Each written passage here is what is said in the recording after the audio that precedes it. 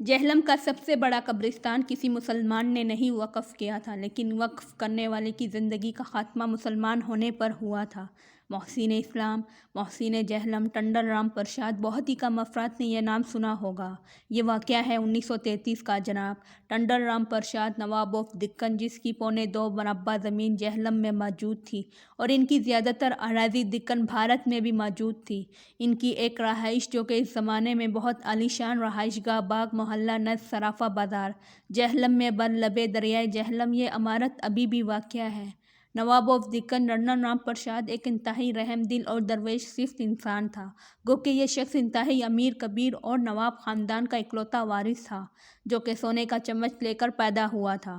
اہل جہلم میں صرف چند افراد ہی جانتے ہوں گے کہ نواب آف دکن اکثر اوقات اپنی اراضی دیکھنے دکن سے جہلم تشریف لاتے، اور ان دنوں بھی وہ جہلم ڈھوڈک عبداللہ کے نزدیک اپنی زمینوں کی دیکھ بھال کر رہے تھے کہ کچھ لوگ ایک بوڑھی عورت کا جنازہ لائے اور ان کے پاس سے گزرے۔ نواب آف دکن سمجھے کہ شاید یہ کوئی بیمار آدمی ہے اور اسے کسی حکیم کے پاس لے جا رہے ہیں۔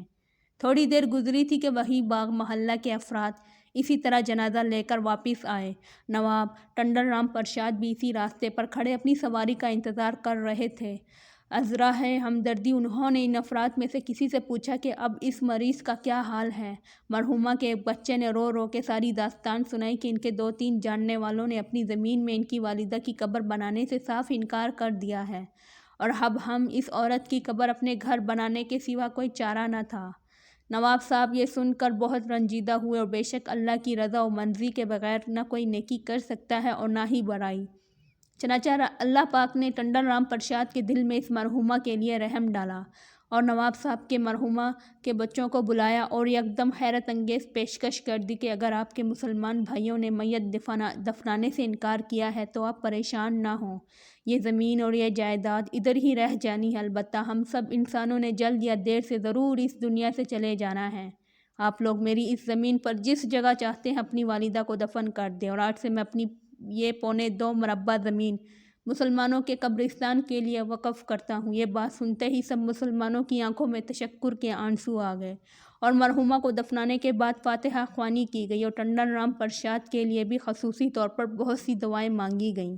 چنانچہ یہ دعا بارگاہ الہی میں جلد ہی قبول کر لی گئی۔ چند روز بعد ہی ٹنڈن رام پرساد نے ایک ولی کامل سید بخاری شاہ صاحب کے ہاتھوں اس شرط پر اسلام قبول کیا کہ میں اپنا نام تبدیل نہیں کروں گا۔ چنانچہ اللہ رب العزت نے ٹنڈن رام پرساد کے لیے رشد و ہدایت کے دروازے کھول دیے، اور نواب صاحب اسلام قبول کرنے کے کچھ عرصے بعد دکن تشریف لے گئے اور اپنے وکیل کو وصیت کی کہ میرے مرنے کے بعد مجھے جہلم کے قبرستان میں دفنایا جائے۔ چنانچہ چند سال بعد یعنی قیام پاکستان سے 5 سال قبل 1942 کو جہلم اور پاکستان کے مسلمانوں کے محسن اس دنیا فانی سے کوچ کر گئے، اور ان کی میت دکن سے ان کی ذاتی گاڑی میں جہلم لائی گئی، اور جہلم میں بہت بڑی تعداد میں مسلمانوں نے جنازے میں شرکت کی اور جہلم کے اس عظیم قبرستان میں سپرد خاک کیا گیا۔ آج جہلم کے تقریباً ہر گھر کا کوئی نہ کوئی فرد اس قبرستان میں سپرد خاک ہے۔